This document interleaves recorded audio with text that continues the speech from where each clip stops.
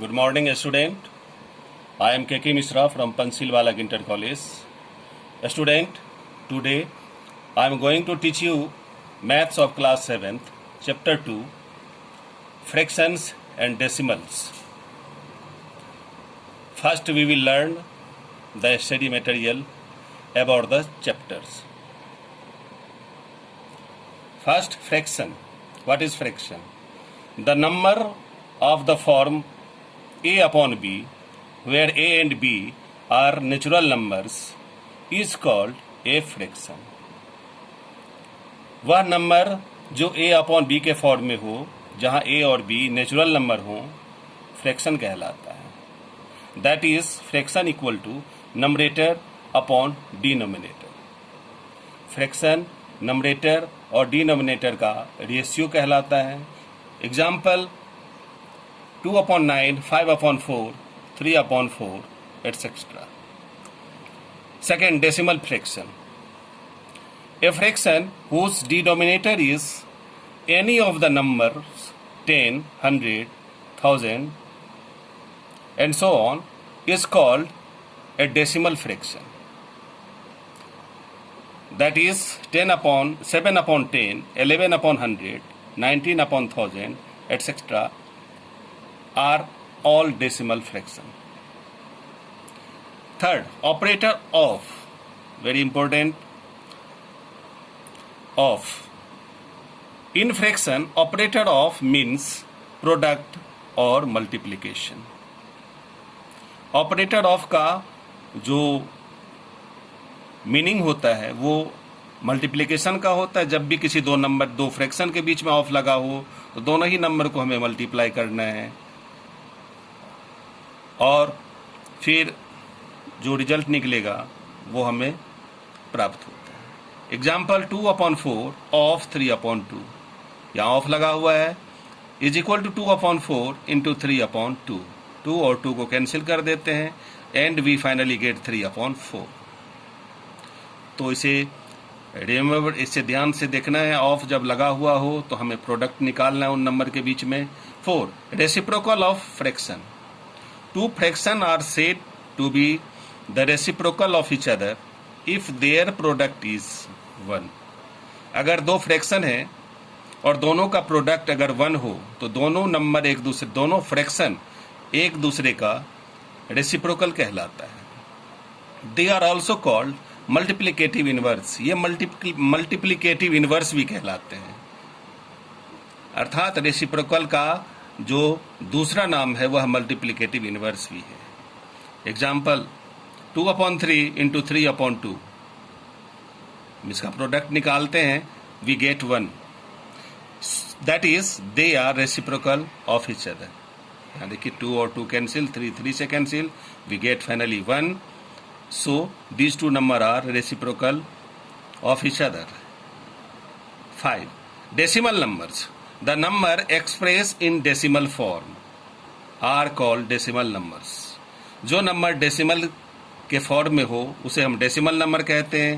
Example 0.23, 3.5, 1.23 and so on. Part of decimal. Student, decimal के भी parts होते हैं. It has 2 parts. First, whole parts, whole number parts, B, decimal parts. We will see in this example 23.45.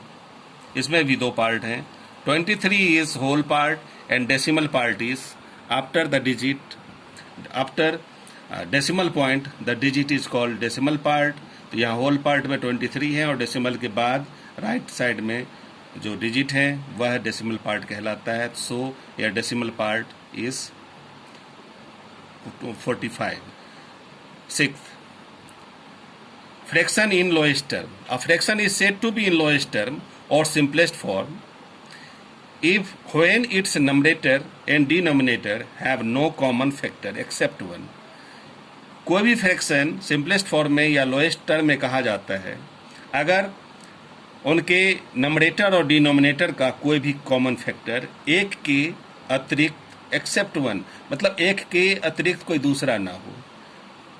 That means दो number का अगर common factor अगर एक हो तो वो नंबर लोएस्ट टर्म में कहे जाते हैं। Now exercise 2.1 question 1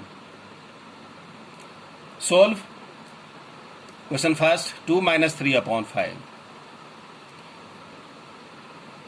we see its solution 2 minus 3 upon 5 या हम 2 के नीचे में कुछ भी नहीं है so we can write 2 upon 1 minus 3 upon 5। इसका जो रूल है जो भी डिनोमिनेटर है उसका सबसे पहले हम एलसीएम निकालते हैं। So we find here LCM 5 and 1 is 5। अब एलसीएम को हम नीचे लिखते हैं यहाँ और फिर पहले फ्रैक्शन के डिनोमिनेटर से डिवाइड करते हैं और जो नंबरेटर उससे मल्टीप्लाई करते हैं। ठीक दूसरे फ्रैक्शन के साथ ही वही वर्क करते हैं। So finally we get LCM is 5 5 is divided by 1 we get 5 so multiply by 2 into 5 minus फिर 5 से 5 को डिवाइड करते हैं कोसेंट 1 होता है 3 को हम 1 से मल्टीप्लाई करते हैं और 5 2 10 माइनस 3 into 1 3 अपॉन 5 और इस तरह से हमें we get 7 upon 5 so 7 upon 5 is the required answer। Similarly here we have 3 terms 7 upon 10 2 upon 5 plus 3 upon 2 यहाँ 3 टर्म्स हैं। फिर इसका भी हमने सॉल्यूशन निकाल दिया है। You will understand by reading this question its solution। LCM निकालने के बाद फिर एलसीएम को यहाँ लिखते हैं और प्रत्येक डिनोमिनेटर से डिवाइड करने के बाद कोसेंट को नंबरेटर से मल्टीप्लाई करते हैं और इस तरह से you will see the answer. Question third you have to do in the same way।